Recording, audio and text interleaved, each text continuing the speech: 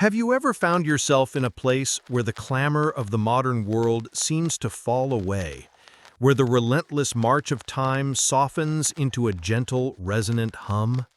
Perhaps it was in the heart of an ancient, moss-covered forest, where the only sounds were the sigh of the wind through primordial branches and the rustle of unseen life in the undergrowth. Or maybe it was standing before a crumbling ruin on a lonely coast, its stones worn smooth by the ceaseless caress of 1,000 years of waves. In these moments of profound quiet, it is possible to feel the immense, silent weight of history, to sense the spectral echoes of lives lived, passions felt, and stories told long before our time. The past, and especially the distant medieval past, is not a brightly lit museum hall filled with neatly labeled artifacts and clear, concise facts. It is a vast, mist-shrouded landscape, a realm of shadows and whispers, its truths veiled by the decay of centuries, the fragility of memory, and the inherent limits of our own understanding. We are left with mere fragments, a shard of pottery pulled from the damp earth, its painted figures barely visible, a faded line of ink on a brittle, worm-eaten manuscript, a cryptic, allegorical verse in an epic poem passed down through generations of bards. From these scattered, enigmatic clues, we painstakingly construct our vision of what was, building a fragile mosaic of a world we can never truly visit. But what of the other fragments, the stories that seem too grand, too fantastical, too utterly improbable to fit into our carefully assembled picture of the past? I speak of the legends that have echoed through the ages, whispered around flickering hearth fires on long, dark winter nights. The sagas of heroes who sailed beyond the edge of the known world into seas of monsters and magic. The chronicles of warrior queens who commanded armies of fearsome women, challenging the very foundations of a patriarchal world. And the tales of secret, almost supernatural weapons that could conjure fire on water and turn the tide of history with a single terrifying burst of flame. For generations, these tales were carefully curated and placed on the shelf of mythology. Scholars, historians, and archaeologists, in their noble and necessary quest for objective, verifiable fact, often dismissed them as the fanciful dreams of a superstitious and unscientific age. Charming fables, perhaps, rich with cultural meaning, but certainly not history. They were the stories told to entertain, to inspire morality, or to frighten children, but they were not the truth. But what if they were? What if some of these myths, these grand and improbable legends, held within them not just a kernel of reality, but a profound and astonishing memory of a truth so extraordinary that it could only be preserved in the resilient amber of a story? History, after all, is not a static, closed book with a final, definitive chapter. It is a dynamic and ongoing investigation, a conversation between the present and the past that is constantly being reshaped by new evidence and new perspectives. And every so often, a new discovery, a forgotten grave unearthed by a farmer's plow in a remote field, a lost text found hidden within the walls of a dusty monastery library, or the crystalline results of a genetic test in a sterile, silent laboratory can send a shockwave through our settled understanding of the past. These discoveries are moments of pure intellectual magic, for they bridge the chasm that separates myth from reality. They remind us that the people of the past were not simple one-dimensional caricatures from a storybook. They were as complex, as innovative, as daring, and as capable of incredible, world-altering feats as we are today. Tonight, we will embark on a deliberate, meditative journey into that historical mist. We will venture into the shadowy borderlands where legend and verifiable fact converge, exploring three profound myths from the ages of iron, bronze, and sail. Stories so remarkable that for centuries they were believed to be nothing more than the beautiful, intricate embroidery of folklore. And we will follow the winding, often serendipitous threads of discovery that led, against all odds, to the stunning realization that these myths were, in their own essential and breathtaking ways, true. Our journey will take us from the windswept, grassy steppes of ancient Scythia, where warrior women thundered across the plains on horseback, to the dusty, sun-baked hills of modern-day Turkey, where the ghosts of epic heroes still linger among the ruins of a legendary city. And finally, we will sail across the icy, unforgiving expanse of the North Atlantic to a fog-bound coast on the very edge of a new world, a land seen by European eyes 5 centuries before the history books tell us it was discovered. So find a comfortable position, allow the distractions of the present day to recede, and let the whispers of the past be your guide as we seek the astonishing truths hidden within the heart of these timeless legends.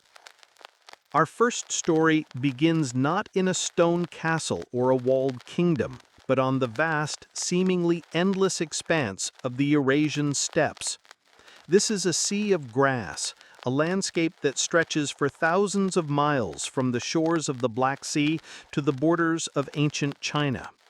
For millennia, this was the domain of nomadic peoples, cultures whose entire existence was inextricably bound to the rhythm of the seasons, the strength of their horses, and the deadly accuracy of their bows. It is from this wild and untamed land that one of the most enduring and powerful myths of the ancient world emerged, the legend of the Amazons. The story of the Amazons, as it has been passed down to us, comes primarily through the vivid writings of the ancient Greeks.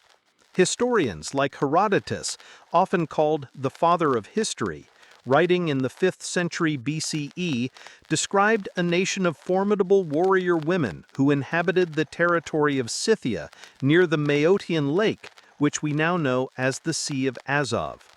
These were not simply women who could defend themselves in a time of crisis. They were, according to the legends, a society of professional, dedicated warriors.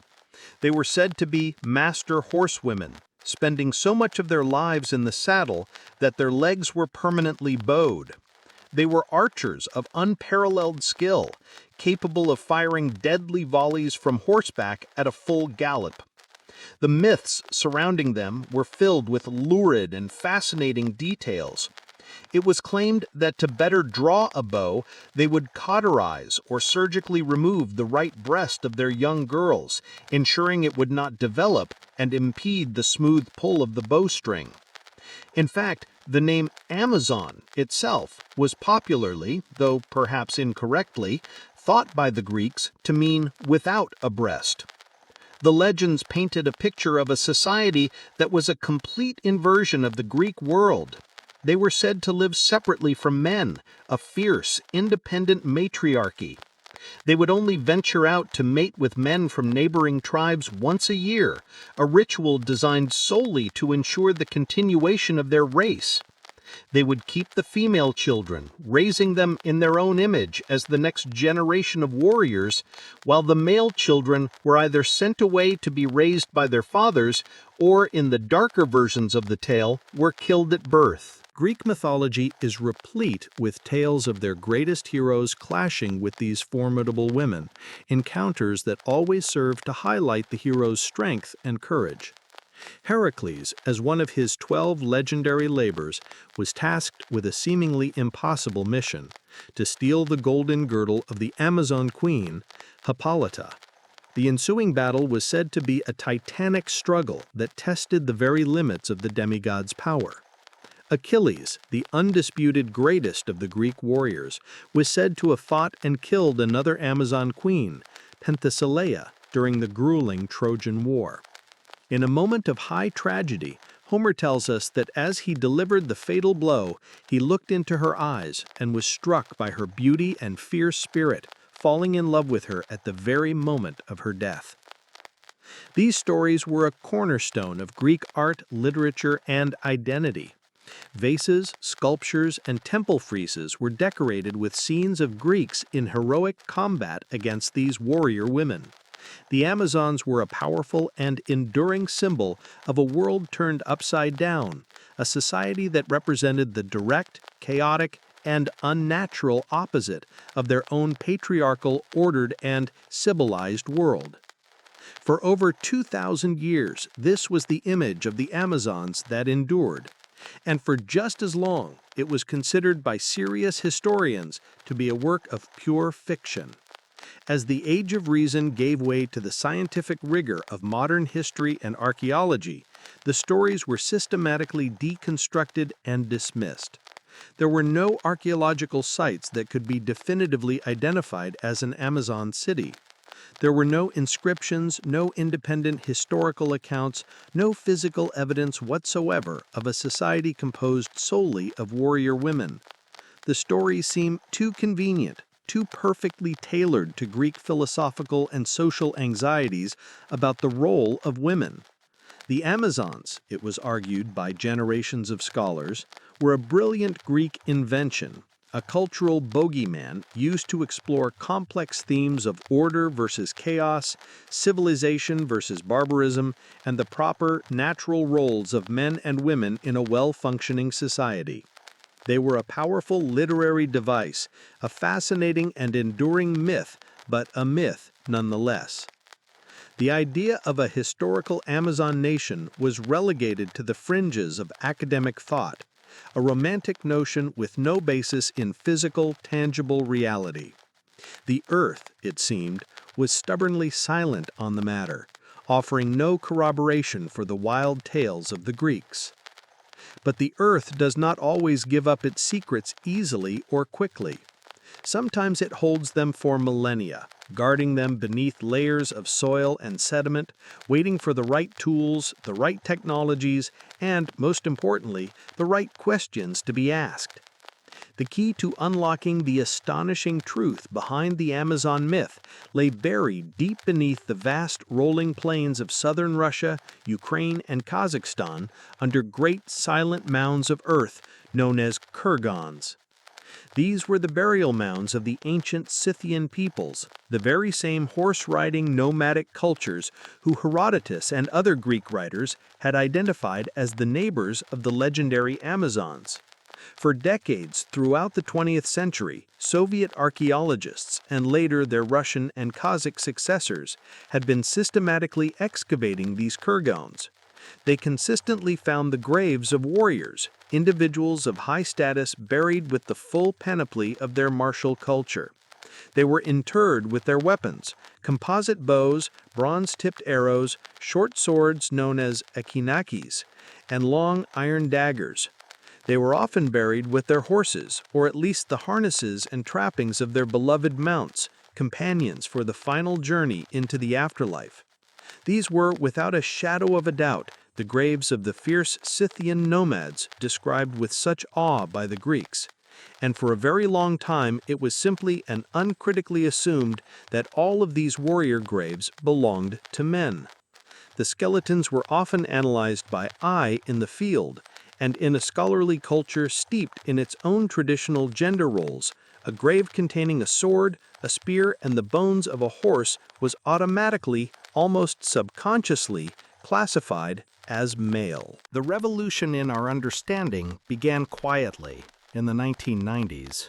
This shift was driven by two powerful new forces: the advent of modern DNA analysis, which could determine biological sex with absolute certainty, and a new generation of archaeologists, including prominent figures like the American Janine Davis Kimball, who were willing to look at the old evidence without the old assumptions. They began to re-examine the skeletal remains from hundreds of these Scythian warrior graves, this time applying the rigorous techniques of modern forensic anthropology and genetics. What they found was not just surprising, it was paradigm-shifting. In kurgan after kurgan, across a vast geographical area, the skeletons buried with the full regalia of a warrior were revealed to be biologically female. One groundbreaking study that analyzed several hundred Scythian graves containing weapons found that roughly one-third of them belonged to women. This was not a rare exception, it was a consistent and widespread pattern. These were not the graves of high-status princesses or priestesses who were buried with symbolic, ceremonial weapons. The silent, irrefutable evidence of the bones themselves painted a much more visceral, violent, and astonishing picture. Many of the female skeletons bore the unmistakable marks of a life of combat. Archaeologists found bronze arrowheads deeply embedded in their bones, skulls that had been crushed by the brutal downward blow of a battle axe, and spines and joints that were twisted and worn, injuries consistent with a lifetime spent riding and fighting on horseback. These were women who had not just been given the title of warrior, they had lived, fought, and died as warriors. One of the most iconic discoveries was the grave of a young woman found near the modern-day village of Pokrovka in Kazakhstan. She was a teenager, perhaps no more than 16 years old, but she was buried with a quiver containing 40 deadly bronze-tip arrows, a heavy iron dagger at her side, and a collection of amulets and tools befitting a seasoned traveler of the steppes. Her leg bones were distinctly bowed, a common physical trait among people who spend their entire lives in the saddle. She was, in every sense, a Scythian horse archer, a living, breathing embodiment of the very figures described with such fear and fascination by Herodotus. Another grave, that of an older woman, revealed an even more dramatic story.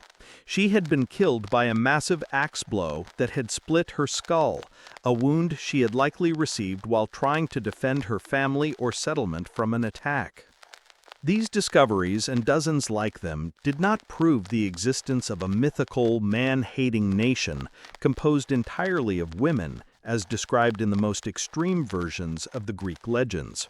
The archaeological evidence suggests that Scythian society was not a true matriarchy, but rather a remarkably egalitarian culture, at least in terms of martial roles. It was a society where both men and women were expected to be warriors. They were nomadic people, constantly on the move, and in the harsh, unforgiving, and dangerous environment of the steppes, the survival of the tribe depended on everyone, male and female, being able to ride, to hunt, and to fight. Women rode into battle alongside men. They drew their bows against their enemies alongside men, and when they fell, they were buried with the same honors and the same weapons as their male counterparts. So where did the Greek myth of the Amazons come from? It was almost certainly a mixture of observed fact and cultural misunderstanding. Greek traders, soldiers, and colonists, encountering these fierce Scythian women on the wild fringes of their known world, would have been profoundly shocked.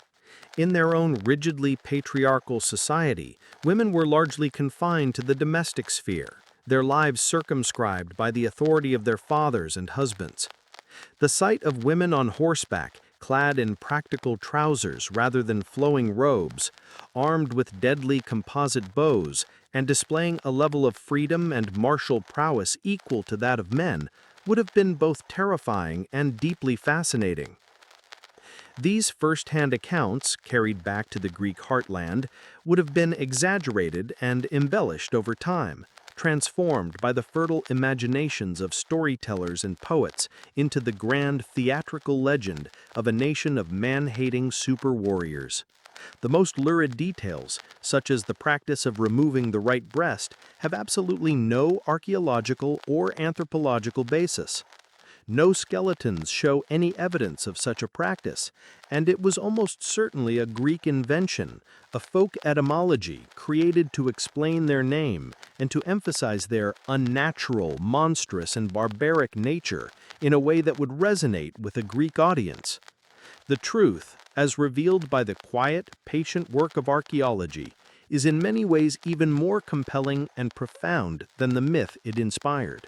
The Scythian warrior women were not mythical creatures from a fantasy tale.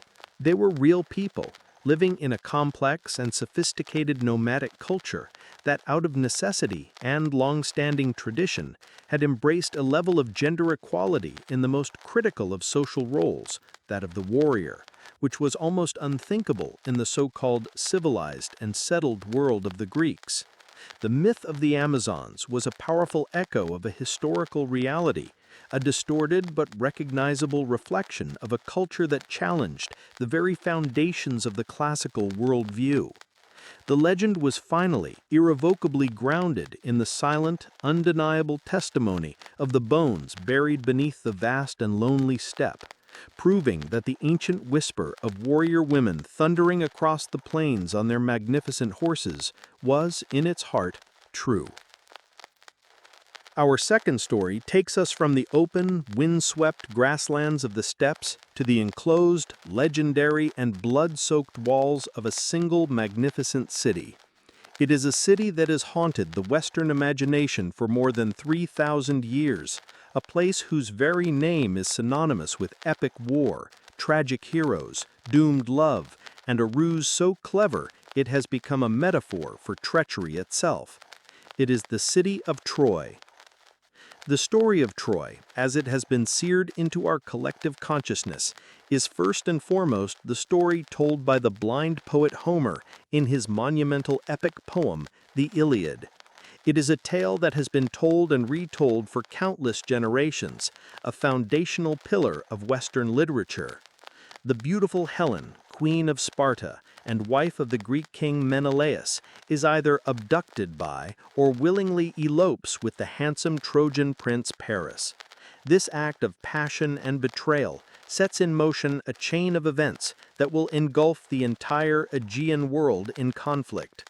In response to this insult, the combined armies of the Achaean kingdoms of Greece, led by Menelaus's powerful brother, King Agamemnon of Mycenae, assemble a vast armada, 1,000 ships, and sail across the sea to lay siege to the city of Troy and win back their queen. For 10 long and bitter years, the Greek armies camp on the plains outside the city, their efforts to breach its defenses constantly thwarted. The war is a brutal, grinding affair, a seemingly endless cycle of skirmishes, duels, and full-scale battles, filled with acts of incredible heroism and shocking visceral cruelty. It is the stage upon which the greatest legends of the heroic age are forged. The swift-footed, godlike Achilles, invincible in battle, but doomed by his own pride. The noble and courageous Trojan prince Hector, fighting desperately to defend his home and family. The wise and cunning Odysseus, a master of strategy and deception. The mighty Ajax, a tower of strength and brute force. The gods themselves, watching from their perch on Mount Olympus, take sides in the conflict, their own rivalries, loves, and jealousies playing out through the lives and deaths of the mortals below. The war finally ends not with a direct, heroic assault on the city's impenetrable walls, but with a trick, a masterstroke of psychological warfare devised by the ever-resourceful Odysseus. The Greeks construct a giant hollow wooden horse. They pretend to abandon the siege and sail away, leaving the horse on the beach as a supposed offering to the goddess Athena, to ensure their safe journey home. The Trojans, after much debate and ignoring the dire warnings of their priest Laocoon and the prophetess Cassandra, celebrate their apparent victory and triumphantly pull the massive horse inside their city walls. That night, as the city is lost in drunken revelry, a small band of elite Greek soldiers, hidden inside the horse's hollow belly, emerge. They kill the sentries, open the city gates to their main army, which has secretly returned under the cover of darkness, and the city of Troy is sacked, looted, and burned to the ground, its people killed or enslaved, its great history brought to a fiery and tragic end. For most of ancient history, from the time of the classical Greeks to the fall of the Roman Empire, the Trojan War was accepted as a real historical event, and Homer's Iliad as a true, if highly poetic, account of that war. The ancient Greeks and Romans saw Troy not as a mythical place of the imagination, but as a historical city, a real location on the map of their world. But as the centuries passed, and as the scientific method and the rigorous analysis of historical sources began to replace epic poetry as the primary means of understanding the past, a deep and pervasive skepticism grew. By the middle of the 19th century, the academic consensus had solidified. The Trojan War was a myth. It was a beautiful and powerful foundational story for Greek civilization, a magnificent and unparalleled piece of literature, but it was not history. The city of Troy, with its high walls, its golden treasures, and its tragic heroes, was a fictional creation, a place that existed only in the timeless verses of a blind poet. There was no archaeological evidence, no independent textual source from another culture, nothing tangible to suggest that Troy had ever been a real place or that the epic war had ever been fought. It was into this world of scholarly certainty and academic dismissal that one of the most remarkable, driven, and controversial figures in the history of archaeology emerged, a German businessman named Heinrich Schliemann. Schliemann was not a trained academic. He was a self-made millionaire, an autodidact who had amassed a vast fortune in international trade, a man of boundless energy and almost manic ambition. But from his earliest childhood, he had been consumed by a single powerful and all-encompassing obsession, the stories of Homer. His father, he claimed, had read him the Iliad as a young boy, and upon seeing an illustration of Troy in flames, Schliemann had made a solemn vow that one day he would find the lost city and prove that Homer's tales were true. His contemporaries in the hallowed halls of European universities viewed him with a mixture of amusement and scorn. They saw him as a romantic amateur, a wealthy and deluded treasure hunter chasing a childish fantasy.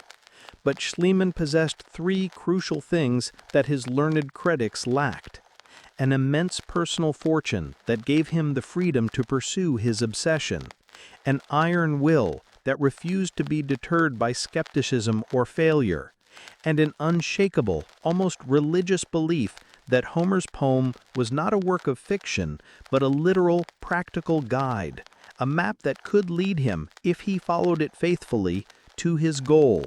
He studied the text of the Iliad with a level of devotion that bordered on the fanatical, not as poetry, but as a geographical and topographical treatise.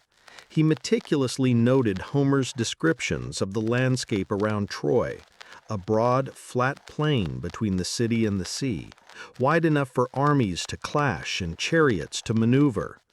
Two rivers that flowed across this plain, a high strategic vantage point from which the entire battlefield could be seen. Armed with his well-worn copy of Homer, he traveled to northwestern Turkey, to a region that seemed to match the ancient descriptions. His attention was soon drawn to a large man-made hill known to the local Turkish people as Hisarlik. It stood in a commanding strategic position, overlooking the plain and guarding the entrance to the Dardanelles, the vital strait that connects the Aegean Sea to the Black Sea, a place of immense commercial and military importance in the ancient world. It felt right. This, he declared with the absolute certainty that would define his entire career, was the location of Homer's Troy. In 1871, funding the entire expedition himself and with a large team of hired local laborers, Heinrich Schliemann began to dig. His methods were, by the standards of modern archaeology, brutal, reckless, and unscientific. He was not interested in the painstaking, delicate process of carefully uncovering the layers of history one by one. He was interested in one thing and one thing only: finding Homer's Troy. And he was in a hurry. He blasted and bulldozed his way through the hill, cutting a massive, gaping trench directly through its center, destroying countless priceless layers of later Greek and Roman settlements in his single-minded, almost desperate quest for the Bronze Age city of his dreams. His fellow archaeologists back in Europe were horrified by his methods, but they soon found they could not argue with what he began to find. As his great trench grew deeper and deeper, he uncovered not one city, but a succession of at least 9 cities, built one on top of the other over thousands of years. The hill of Hissarlik, he had discovered, was a tell, an artificial mound created by centuries of continuous human settlement, demolition, and rebuilding. He found vast quantities of pottery, ancient tools, and the stone foundations of massive buildings. And then, in May of 1873, he made the discovery that would stun the world and make him a household name. Deep within the mound, in a layer he designated Troy II, he unearthed a spectacular, breathtaking cache of treasure. It was a collection of thousands of objects made of pure gold, silver, electrum, and bronze. There were intricate golden diadems, elaborate necklaces, thousands of tiny gold rings and delicate earrings. There were magnificent golden headdresses, goblets, vessels, and plates of solid gold. There were daggers with silver blades, elegant bronze shields, and copper cauldrons. Schliemann was ecstatic. He believed with every fiber of his being, found the legendary treasure of King Priam, the noble, tragic ruler of Troy, hidden away by the royal family just before the city was sacked and burned by the invading Greeks. He smuggled the treasure out of Turkey, a controversial act that would shadow his reputation for the rest of his life, and famously photographed his young Greek wife, Sophia, wearing the jewels of Helen, a golden diadem and necklaces from the hoard. His announcement was a global sensation, front-page news in newspapers from London to New York. The man who had been ridiculed as a fool, the amateur who had been scorned by the experts, had seemingly proven that the greatest legend of the ancient world was in fact true. Troy was real. The Trojan War was history. But the story, like the very layers of the city he had so crudely excavated, was far more complex. In his haste and his burning desire to vindicate Homer, Schliemann had made a critical and devastating error. The layer in which he had found his magnificent treasure, the layer he called Troy II, was dated by later, more careful archaeologists to be almost 1,000 years too early to be the city of Homer's Iliad. In his desperate, bulldozing search for Priam's gold, he had dug right past the correct layer and deep into a much older, early Bronze Age settlement. The treasure of Priam, as it turned out, belonged to an unknown, unnamed king who had lived and died a full millennium before the Trojan War was supposed to have taken place. For a time it seemed that Schliemann's many critics in the academic world had been right all along. He had found a city, and a very rich and ancient one at that, but he had not found Homer's city. His discovery was remarkable, but it did not prove the historicity of the Trojan War. But the work at Hissarlik continued long after Schliemann's death, carried on by a new generation of more careful and scientific archaeologists, such as his former assistant Wilhelm Dorffeld and the American archaeologist Carl Blagan. And as they meticulously and painstakingly excavated the layers that Schliemann had either damaged or ignored, a different, more nuanced, and even more compelling picture began to emerge.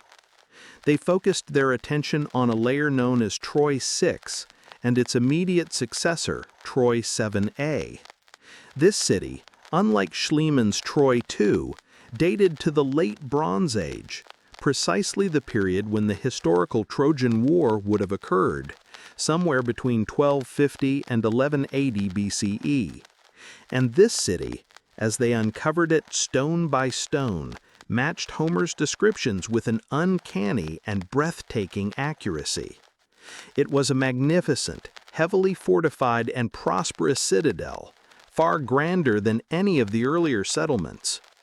It was protected by massive, sloping limestone walls, in places over 16 feet thick and 30 feet high, crowned with formidable mud brick battlements. These were, without a doubt, the impenetrable walls of Troy from the epic. The city had a grand, imposing gateway and several projecting watchtowers, perfectly matching Homer's descriptions of the famous Skyen Gate and the Great Tower of Ilium, from which the Trojan elders watched the battles on the plain below. Even more compelling and more chilling was the evidence of its destruction.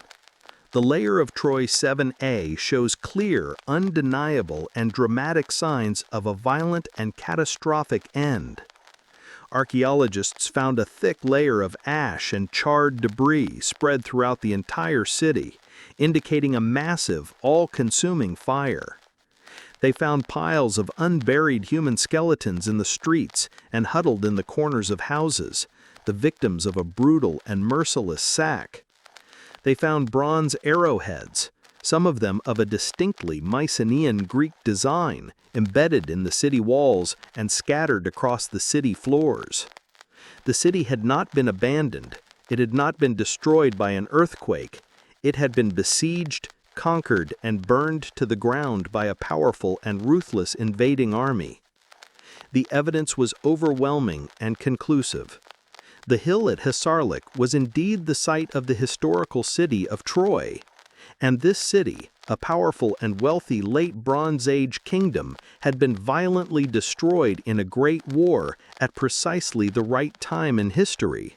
The myth was not a myth at all, it was history, transformed over centuries of oral tradition into poetry. The Iliad was not a work of pure fiction, it was a cultural memory, a collection of epic stories passed down by poets and bards for over 400 years, preserving the essential, traumatic, and pivotal historical event of the collapse of the Bronze Age world. The names of the heroes, the specific dialogues, the dramatic interventions of the gods, the clever tale of the wooden horse, these may well have been the beautiful and necessary embellishments of poetry, the elements that made the story unforgettable. But the core of the story, a great fortified city, a long and brutal siege by a coalition of Greek armies, and a fiery cataclysmic destruction, was real. Heinrich Schliemann, the obsessed amateur, had been right in his fundamental conviction, even if he was spectacularly wrong in his methods and his specific conclusions. His unshakable, childlike faith in the power of a story had led him to a place that the world's greatest experts had deemed a fantasy. He proved that sometimes the greatest discoveries are made not by those who follow the established rules, but by those who dare to believe in a dream, no matter how impossible it may seem. The lost city of Troy had been found, its great walls rising from the dust of millennia to tell a story that was, in its own way, even more incredible than the one Homer had sung.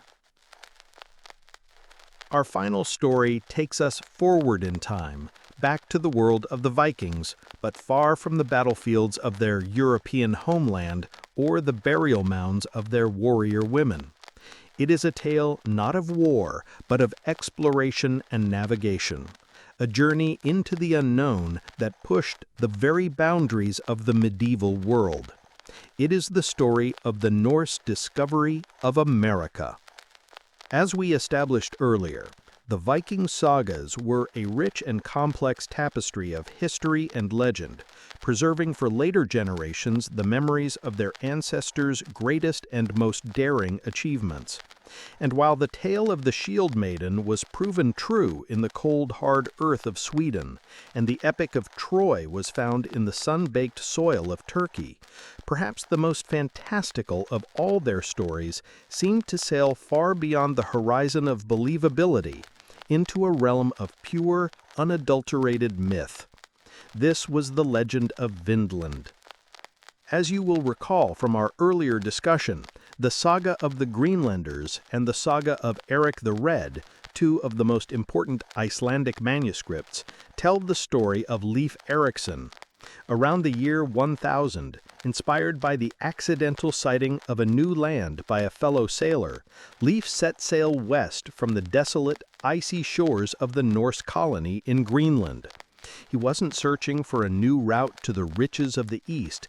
He was simply sailing into the unknown, driven by a pure and powerful spirit of adventure. He discovered a land of such astonishing fertility and mildness that he named it Vinland, the land of wine, after the wild grapes that were said to grow there in abundance. The sagas describe how he and his crew built a small settlement, a base for the winter, which they called Leifsbudir, or Leif's Booths, and spent their time exploring this new paradise before returning to Greenland with tales that inspired a brief but significant period of Norse exploration and attempted colonization in this new world. For nearly 1,000 years, this story was treated as a masterpiece of medieval literature, a work of profound cultural importance, but nothing more. It was a national epic for the people of Iceland and a source of pride for all of Scandinavia, a testament to the unparalleled bravery and seamanship of their Viking ancestors. But historians and archaeologists outside of Scandinavia saw it as a romantic fantasy. The idea that Viking longships, which were essentially large, open-decked rowing boats with a single square sail, and which were guided only by the sun, the stars, and the flight of seabirds, could have successfully navigated the treacherous, iceberg-strewn waters of the North Atlantic, was seen as highly improbable. The description of Vinland, the land of wine, seemed utterly fantastical. How could wild grapes, a fruit of temperate climates, possibly grow in a region that was supposedly near the Arctic Circle? Like the city of Troy, Vinland was a place on a literary map, a beautiful and evocative name for a place that existed only in the imagination. It was a myth, a sailor's yarn that had over the centuries been elevated to the status of a national epic. But just as with the myth of Troy, the myth of Vinland had its own modern-day Schliemann, albeit a far more methodical, patient, and scientifically rigorous one. In the mid-20th century, a Norwegian explorer, lawyer, and writer named Helge Ingstad became fascinated by the Vinland sagas. He, too, refused to read them as mere poetry. He read them as a ship's log, as a set of practical, detailed sailing directions left behind by some of the most skilled and experienced mariners in human history. He believed that the geographical, topographical, and navigational details contained within the sagas were too specific, too consistent, and too practical to be pure invention. He meticulously noted the descriptions of the coastlines, the estimated sailing times between different landfalls, the types of landscapes described, and even the currents and wind patterns. He developed a compelling theory. Helluland, the land of flat stones, described as the first landfall, was likely the barren, rocky expanse of Baffin Island in the Canadian Arctic. Markland, the forest land, the second landfall, was almost certainly the coast of Labrador, with its vast and dense boreal forests, a landscape that would have been a treasure trove of timber for the wood-starved colonists of Greenland. This logical progression meant that Vinland, the southernmost and most fertile of their discoveries, had to be located somewhere on the island of Newfoundland. For years, Helge Ingstad and his wife, the archaeologist Anne Steen Ingstad, dedicated their lives to this search. They sailed in small boats along the rugged, fog-shrouded coastline of Newfoundland. They walked for hundreds of miles along its shores, and they talked to the local fishermen in the small, isolated outport communities, asking if they had ever found any unusual ruins or strange, overgrown foundations. Finally, in 1960, their patient search bore fruit. A local fisherman in the tiny, remote village of Meadows situated on the northernmost tip of Newfoundland's Great Northern Peninsula, led them to a series of low, overgrown, and almost imperceptible mounds of earth near a peat bog, overlooking a wide, shallow bay. To an untrained eye, they were just gentle, unremarkable rises in the coastal landscape. But to the trained eye of Anstine Ingstad, they looked strangely familiar. They looked exactly like the collapsed and overgrown remains of Norse turf houses, the same kind of structures she had excavated in Greenland. The Ingstads began a meticulous, multi-year excavation of the site. What they uncovered was not just a collection of scattered artifacts, but the complete, unmistakable footprint of a small but significant Norse settlement, a base camp for exploration, overwintering, and ship repair. The layout of the 8 buildings they unearthed perfectly matched the descriptions of Norse settlements in Greenland and Iceland. There were 3 large longhouses, each with multiple rooms and a central fire pit, capable of sheltering up to 100 people. There was a small hut, and, most importantly, there was a smithy for working iron and a workshop or boathouse for repairing ships. The artifacts they found within these structures were the final, irrefutable proof that sealed the case. They unearthed a beautiful bronze ring-headed pin of a classic Viking design, a common item used by Norsemen to fasten their heavy woolen cloaks. It was identical to pins found in archaeological sites in Iceland, Greenland, and Norway. They found a stone spindle whorl, a small flywheel-like weight used for spinning wool into yarn, a tool that was used exclusively by women. This was a stunning discovery, as it confirmed the saga's accounts of later voyages to Vinland that included female settlers who were intended to be the founders of a new colony.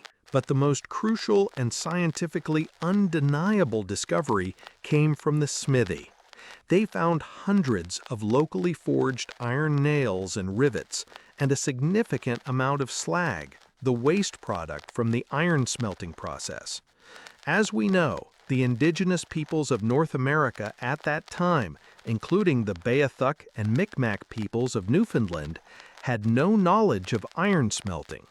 This was a European technology. The presence of a forge, a stone anvil, and locally made iron artifacts was the smoking gun, the irrefutable scientific proof of a European presence in the Americas 500 years before Columbus set sail. Radiocarbon dating of the site, conducted on charcoal and other organic materials, placed its occupation between the years 990 and 1050 CE, a perfect, almost unbelievable match for the timeline given in the Vinland sagas for Leif Erikson's voyage and the subsequent expeditions. The myth was no longer a myth. Lonso Meadows was a real, physical place. Leif Erikson's journey was not a flight of poetic fancy.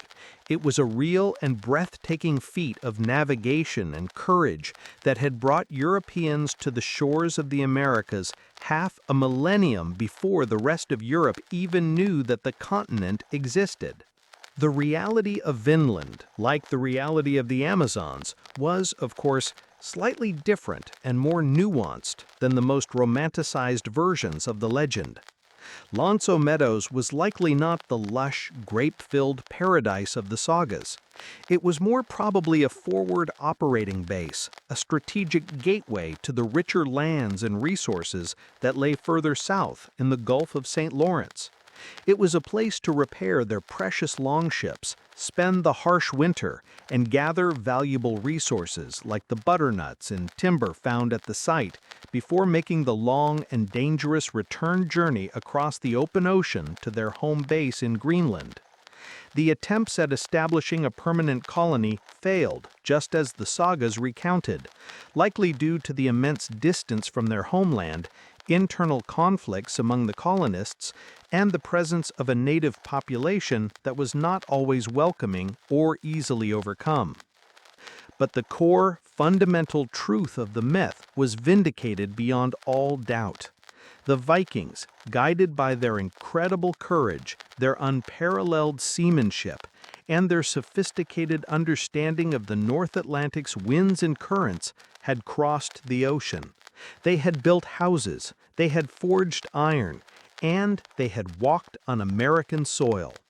The story, preserved for 1,000 years in the poetic, alliterative verses of the Icelandic Sagas, was an echo of one of the greatest and for centuries least believed exploratory achievements in all of human history. We have traveled far tonight, from the grassy, wind-swept steppes of the Scythians to the fallen, sun-bleached walls of Troy, and across the cold, gray ocean to a new world. Each of these stories began its life as a myth, a tale that seemed too grand, too extraordinary to be believed. And each was, in its own time and through its own unique path of discovery, proven to be true. The Shield Maiden of Birka, the city of Troy, and the Viking settlement at Vinland all teach us a profound and humbling lesson about the nature of history and the power of stories. They remind us that we should not be so quick to dismiss the tales of the past as mere fantasy, as the quaint and irrelevant fables of a less enlightened age. The legends and myths that our ancestors told were their way of making sense of a world that was often chaotic and terrifying. They were the vessels, the carefully crafted ships of memory that carried the stories of real events, real people, and real world-changing achievements across the vast and stormy ocean of time. They are not always literal, factual truth in the way a modern history textbook strives to be, but they often contain a powerful, resonant echo of a real event, a real person, or a real cultural memory, a truth that is deeper and more enduring than a simple list of dates and names.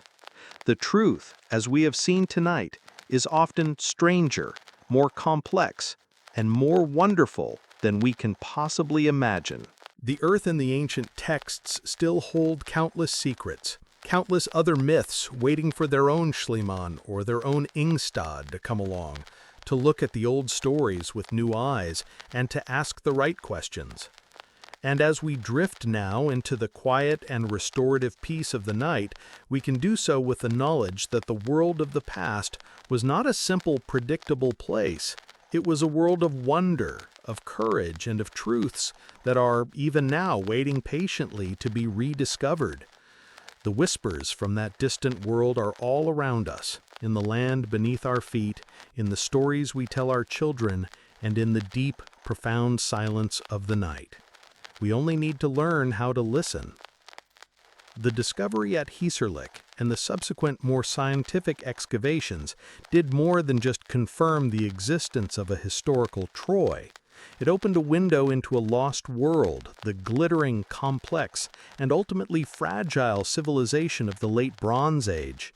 This was the world of the Mycenaeans in Greece, the Hittites in Anatolia, and the powerful New Kingdom in Egypt.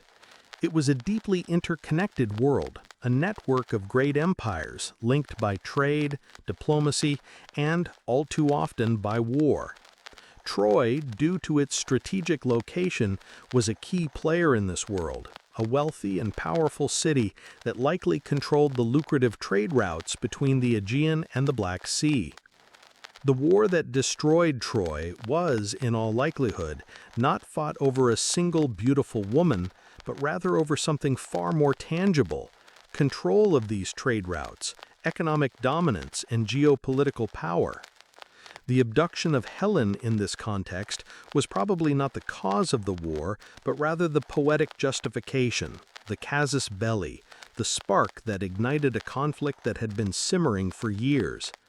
It was a story that transformed a brutal war of economic aggression into a noble and heroic quest for honor and justice.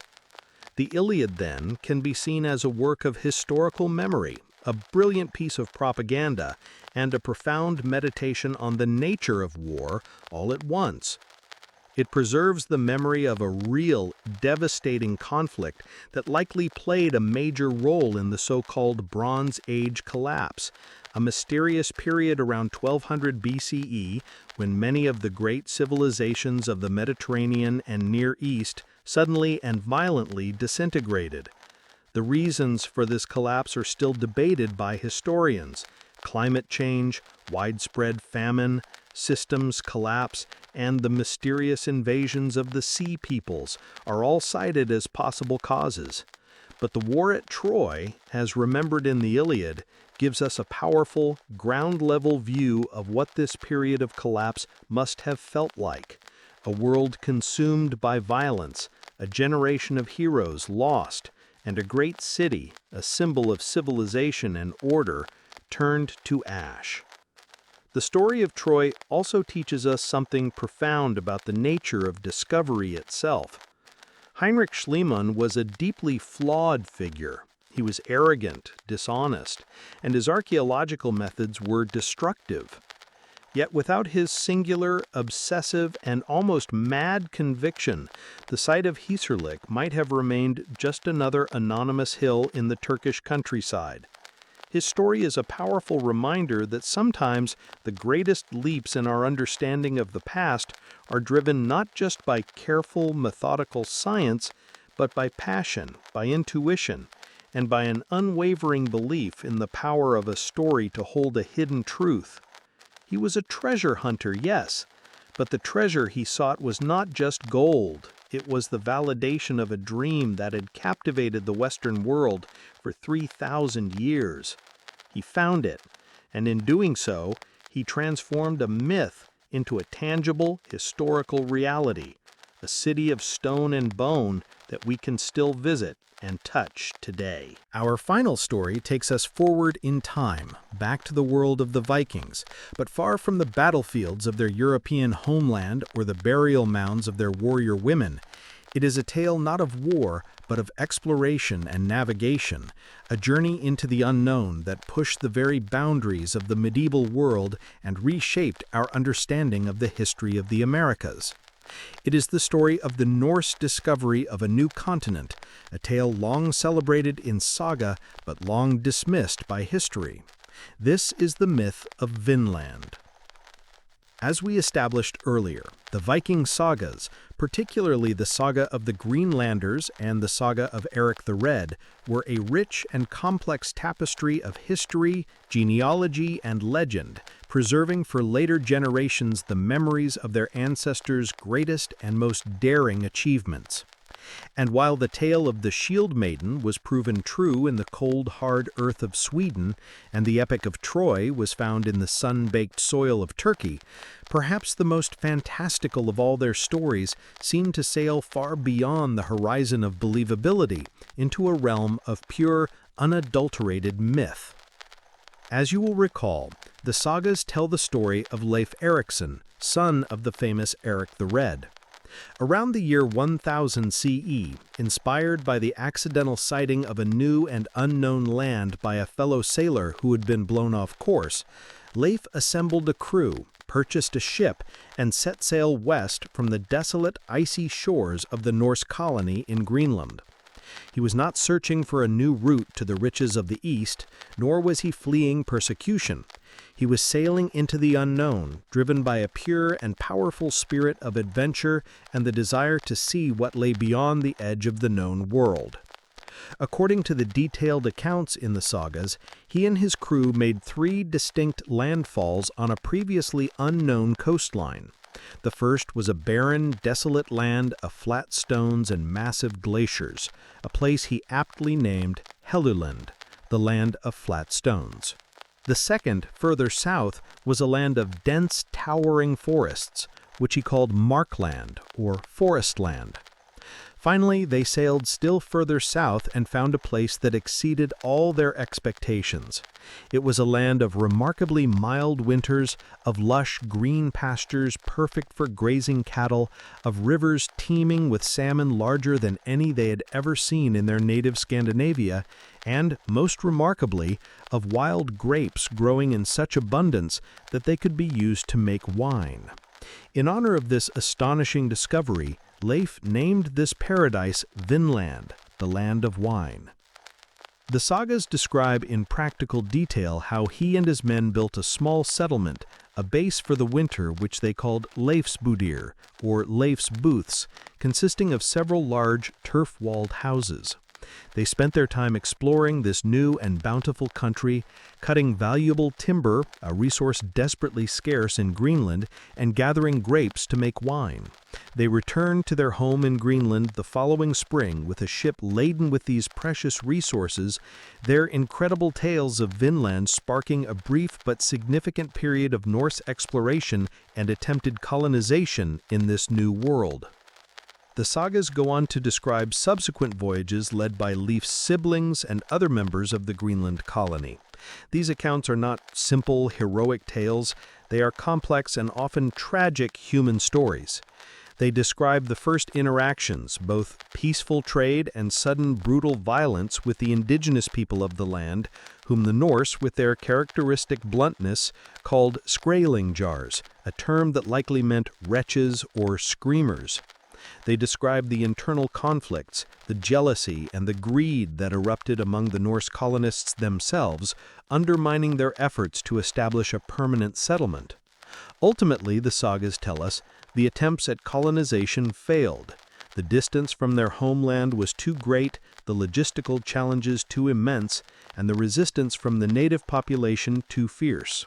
The Norse retreated back to Greenland, and the memory of Vinland faded from a tangible place into a legendary story. For nearly 1,000 years, this story was treated as a masterpiece of medieval literature, a work of profound cultural importance, but nothing more. It was a national epic for the people of Iceland, a source of immense pride for all of Scandinavia, a testament to the unparalleled bravery and seamanship of their Viking ancestors.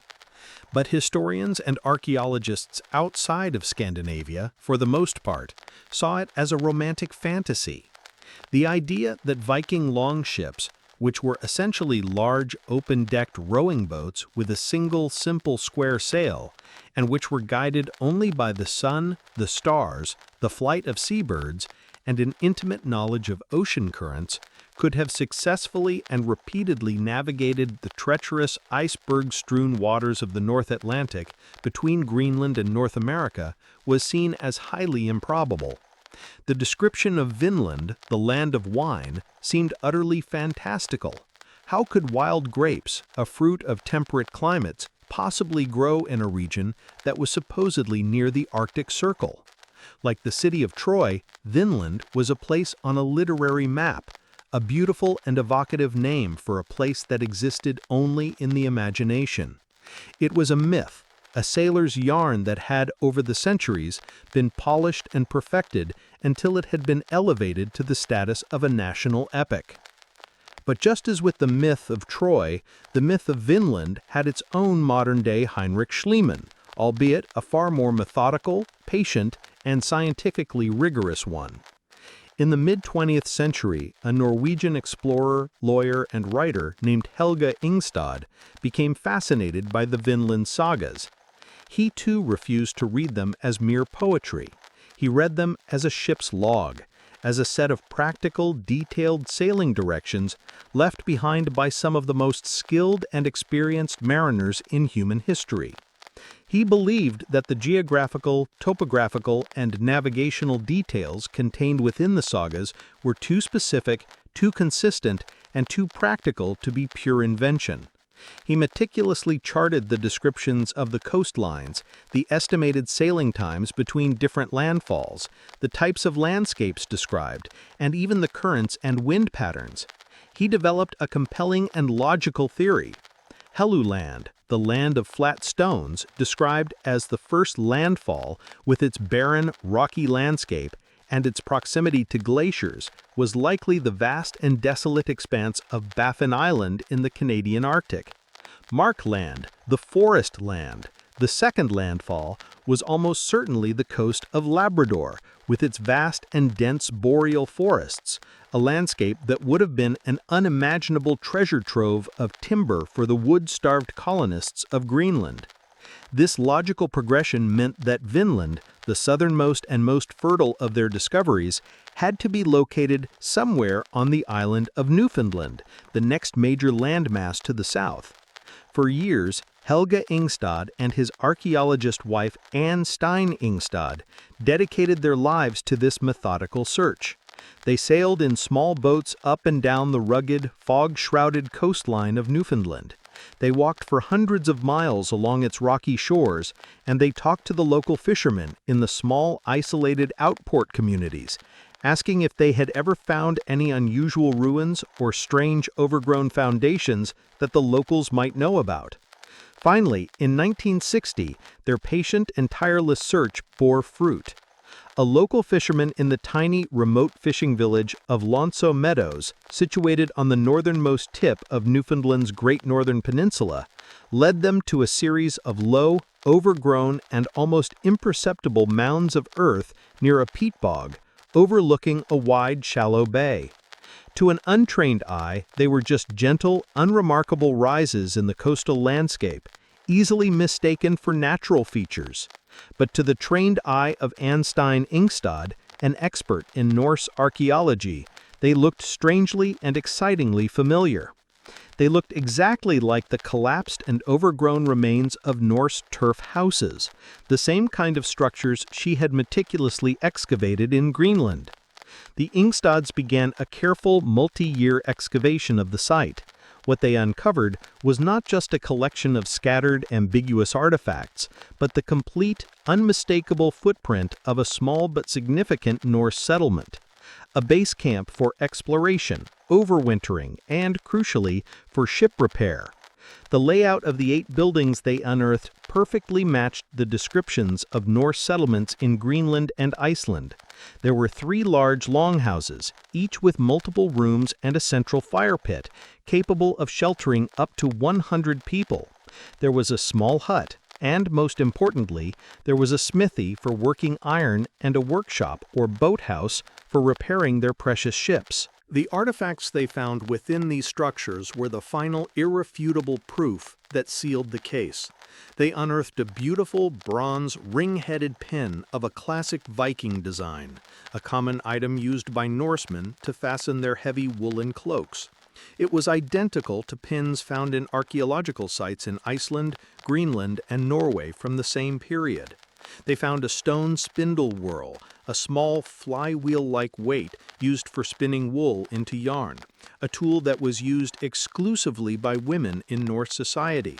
This was a stunning and profound discovery, as it confirmed the saga's accounts of later voyages to Vinland that included female settlers, women who were intended to be the founders of a new and permanent colony. But the most crucial and scientifically undeniable discovery came from the smithy.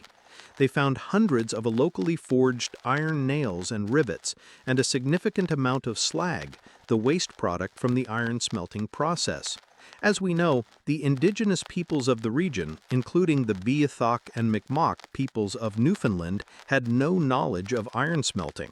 This was a uniquely European technology at the time. The presence of a working forge, a stone anvil, and locally made iron artifacts was the smoking gun, the irrefutable scientific proof of a European presence in the Americas, a full 500 years before Columbus set sail. Radiocarbon dating of the site, conducted on charcoal from the forge and other organic materials, placed its occupation squarely between the years 990 and 1050 CE, a perfect, almost unbelievable match for the timeline given in the Vinland Sagas for Leif Erikson's voyage and the subsequent expeditions. The myth was no longer a myth. Lon's Meadows was a real, physical place. Leif Erikson's journey was not a flight of poetic fancy. It was a real and breathtaking feat of navigation and courage that had brought Europeans to the shores of the Americas half a millennium before the rest of Europe even knew that the continent existed. The reality of Vinland, like the reality of the Amazons, was of course slightly different and more nuanced than the most romanticized versions of the legend. Lonzo Meadows was likely not the lush, grape-filled paradise described in the sagas. The name Vinland itself is now believed by many scholars to be a clever piece of marketing, much like Eric the Red's naming of Greenland. The Old Norse word, vin, with a short I, can mean not just wine, but also pasture or meadow. So Vinland was likely the land of pastures, a fitting description for the grassy coastal terraces of Lonzo Meadows. The settlement was probably not a permanent colony, but a forward operating base, a strategic gateway to the richer lands and resources that lay further south in the Gulf of St. Lawrence, where wild grapes and butternuts, which were also found at the site, did grow. It was a place to repair their precious longships after the arduous Atlantic crossing, spend the harsh Canadian winter, and gather valuable resources like timber before making the long and dangerous return journey to their home base in Greenland. The attempts at establishing a permanent colony failed, just as the sagas recounted, likely due to the immense distance from their homeland, internal conflicts among the colonists, and the presence of a native population that was not always welcoming or easily overcome. But the core fundamental truth of the myth was vindicated beyond all doubt. The Vikings, guided by their incredible courage, their unparalleled seamanship, and their sophisticated understanding of the North Atlantic's winds and currents, had crossed the ocean. They had built houses, they had forged iron, they had spun wool, and they had walked on American soil. The story, preserved for 1,000 years in the poetic, alliterative verses of the Icelandic Sagas, was an echo of one of the greatest and for centuries least believed exploratory achievements in all of human history. The myth had become history, and the map of the medieval world had to be redrawn, with a new, faint, but undeniable line stretching from the icy shores of Greenland to the green, fog-bound coast of a new continent. Our final journey takes us away from the cold northern seas and into the warm, glittering, and decadent heart of the medieval world's other great power, the Byzantine Empire, the inheritor of the Eastern Roman Empire. We travel to its magnificent capital, Constantinople, a city of gilded domes, marble palaces, and unparalleled wealth. For 1,000 years after the fall of Rome in the West, this city stood as the bastion of Christian civilization, a formidable fortress that guarded Europe's eastern flank against successive waves of invaders. And for much of that time, its survival depended on a secret weapon so terrifying, so mysterious, and so effective that it passed into legend as a substance of almost magical, demonic power: Greek fire. The legends surrounding Greek fire are as spectacular as they are horrifying. It was, by all accounts, a liquid incendiary weapon, one that could be sprayed from ships or thrown in clay pots. It was said that it could not be extinguished by water. In fact, contact with water only seemed to make it burn more intensely and with greater fury. It clung to the wooden hulls of ships and to the flesh of sailors, burning its victims alive in a way that was both agonizing and impossible to stop. It could burn on the surface of the sea itself, turning entire enemy fleets into floating infernos, a vision of hell on earth. To the enemies of the Byzantine Empire, the powerful Arab fleets that besieged the city in the 7th and 8th centuries, the Viking raiders who sailed down the rivers of Russia to attack the capital, the Crusader armies who later turned against their Christian hosts, it was a weapon of pure, unadulterated terror, a seemingly supernatural manifestation of divine wrath. Byzantine chroniclers, like Theophanes the Confessor, wrote of it with a mixture of awe, reverence, and patriotic pride. They described how specially designed warships, known as dromons, were equipped with bronze siphons mounted on their prows. These devices would spew a stream of liquid fire, accompanied by thunder and smoke, setting enemy vessels ablaze from a safe distance. They attributed the salvation of Constantinople during the great Arab sieges, when the very survival of the empire hung in the balance, directly and unequivocally to the use of this superweapon. For centuries, the fear of Greek fire was one of the empire's greatest defenses, a psychological weapon as potent as its physical effects. But as time went on, and as the Byzantine Empire eventually weakened, entered a long period of decline, and finally fell to the Ottoman Turks in 1453, the exact nature of this legendary weapon was lost. The formula for Greek fire was one of the most closely guarded state secrets in history, known only to a select few artisans and military engineers. No recipe was ever written down in a publicly accessible document. As a result, later historians, particularly in the more enlightened centuries that followed, began to view the accounts with increasing skepticism. A fire that could not be put out with water? A liquid that could be sprayed from a hose-like device in the 7th century? It sounded like a gross exaggeration, a piece of imperial propaganda designed to intimidate enemies and bolster the prestige of the Byzantine state. The term Greek fire became a synonym for a lost, almost mythical technology, like the flying machines of ancient legends or the fabled elixir of life. Scholars debated its possible composition for centuries. Was it a simple mixture of crude oil and sulfur? Was it something more complex, perhaps involving quicklime, which heats up dramatically on contact with water? Could it have involved phosphorus or other highly volatile chemical compounds? Without the formula and without any surviving examples of the projection equipment, it was impossible to be certain. The stories of its devastating, seemingly supernatural effects were often dismissed as the typical embellishments of medieval chroniclers, who were not known for their scientific accuracy or their commitment to objective reporting. The myth of Greek fire seemed destined to remain a tantalizing mystery, a fascinating but ultimately unprovable legend from a bygone age. But the proof of Greek fire's existence and its profound historical impact does not lie in a recovered recipe found in a dusty archive or a preserved weapon dredged from the bottom of the sea. It lies in the consistent, detailed, and widespread historical accounts from both the Byzantines and their enemies, combined with modern scientific and engineering understanding of what would have been chemically and technologically possible in that era. Historians and military analysts have carefully pieced together dozens of separate, independent accounts of Greek fire in action, from a wide variety of sources. Byzantine sources, as mentioned, are filled with detailed descriptions.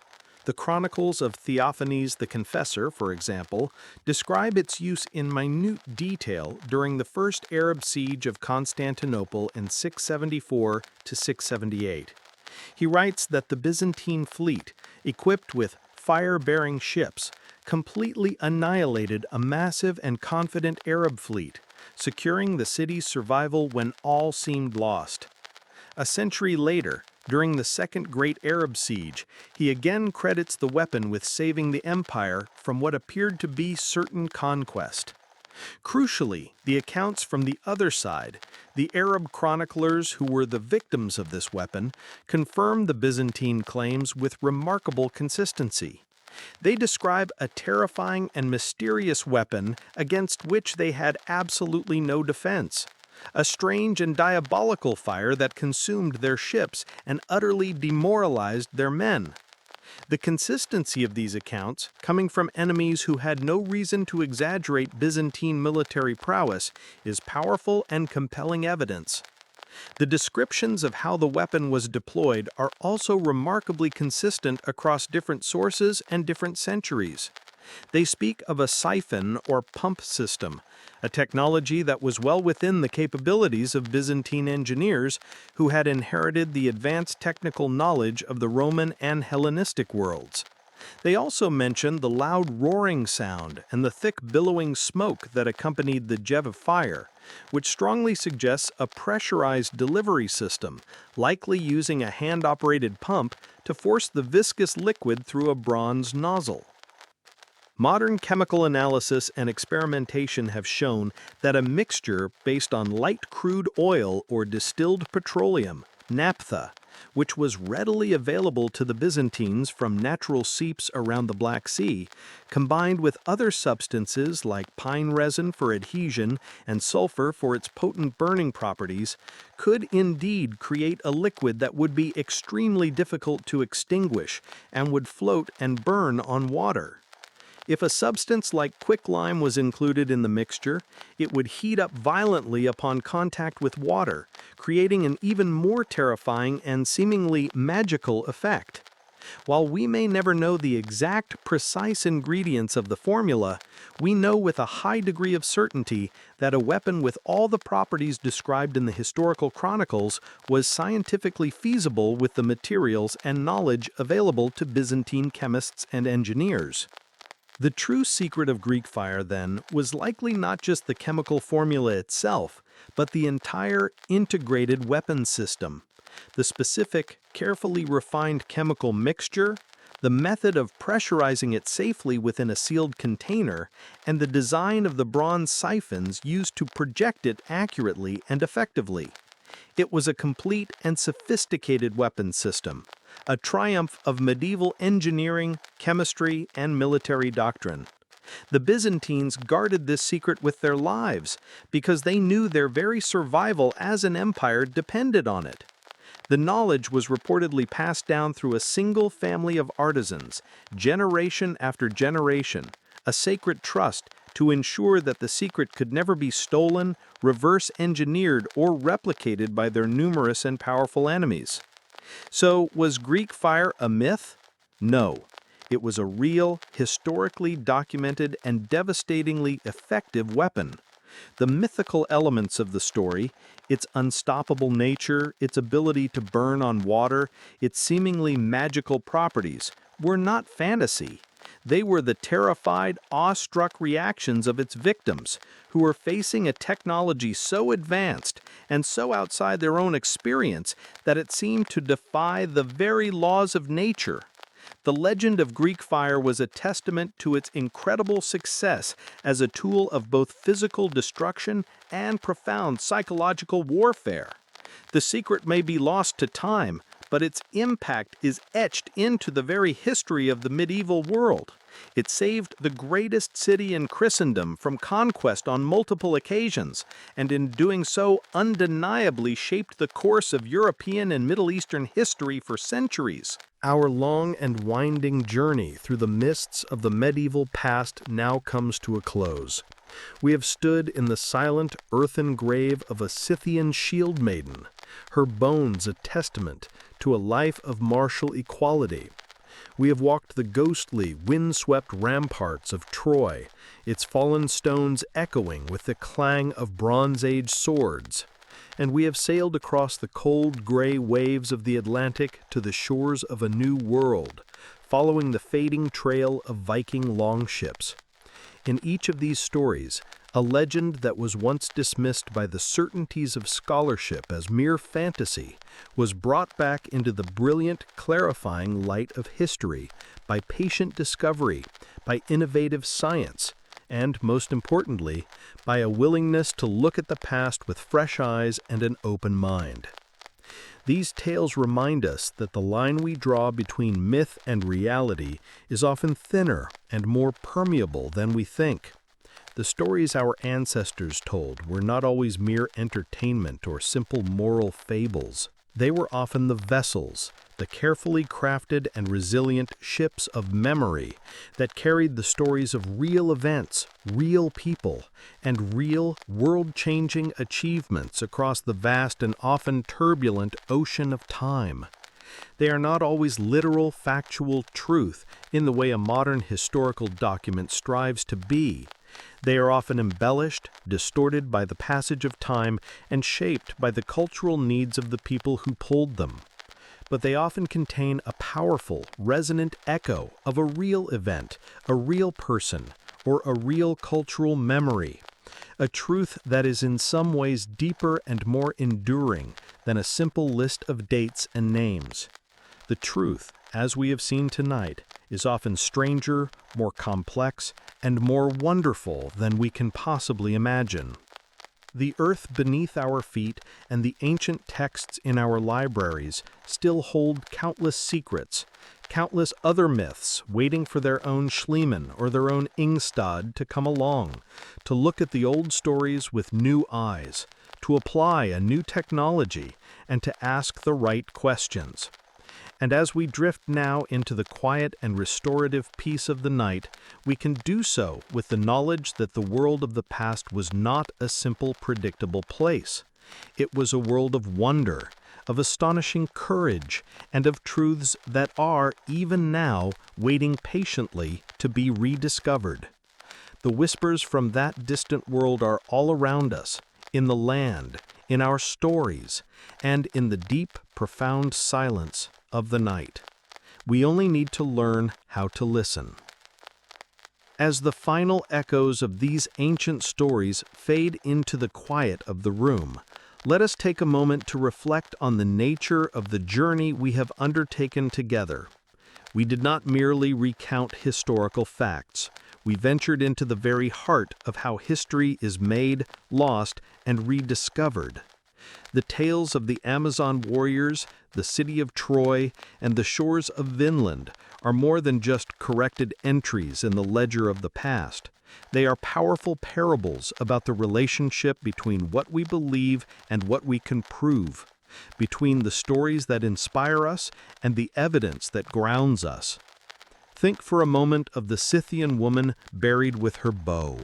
For centuries, her story was silenced, her identity erased by a simple ingrained assumption: warriors are men. Her bones lay in a museum drawer, labeled and categorized, her true life story invisible to the very people tasked with preserving it.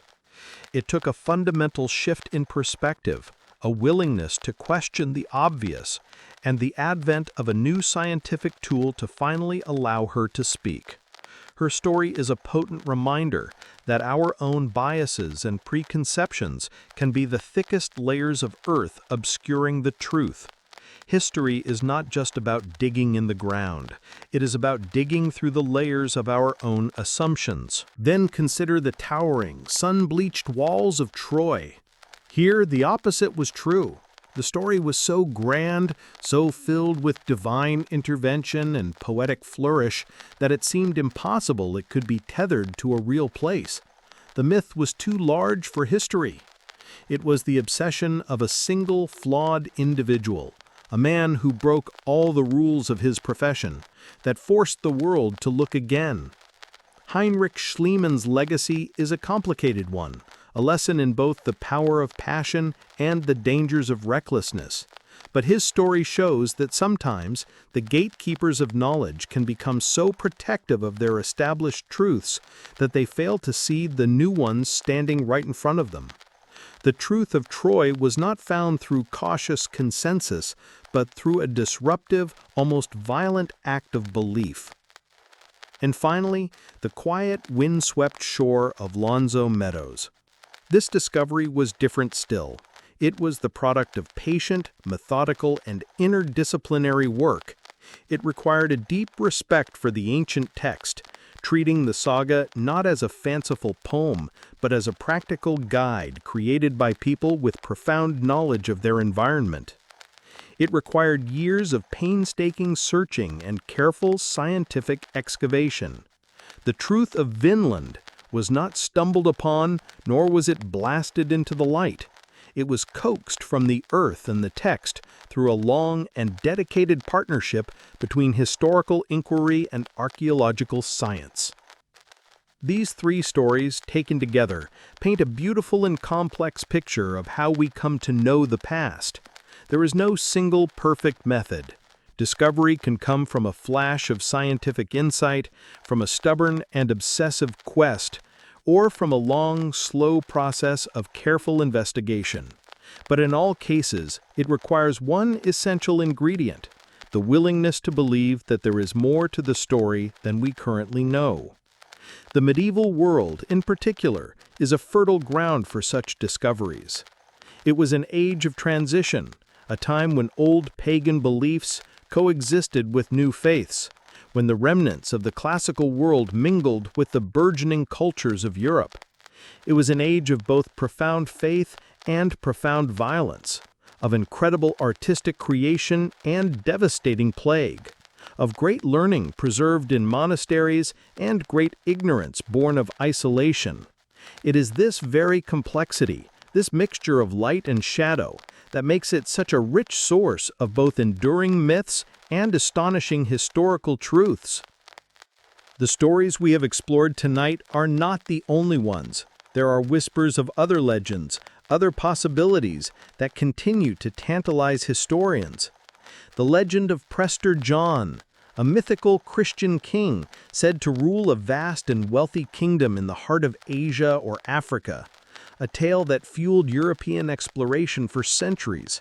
Was he a complete fantasy or a distorted memory of a real, isolated Christian community, perhaps in Ethiopia or among the Nestorian Christians of the East?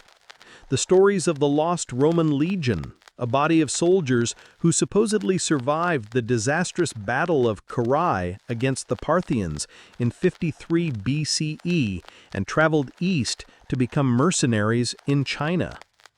A fanciful tale or a plausible journey for a group of desperate, professional soldiers in a vast and interconnected ancient world?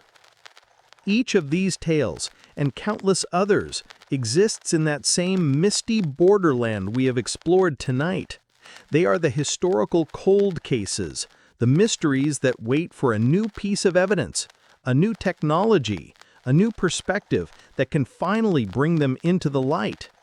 And so, as we conclude our journey, let us not think of the past as a settled and finished place.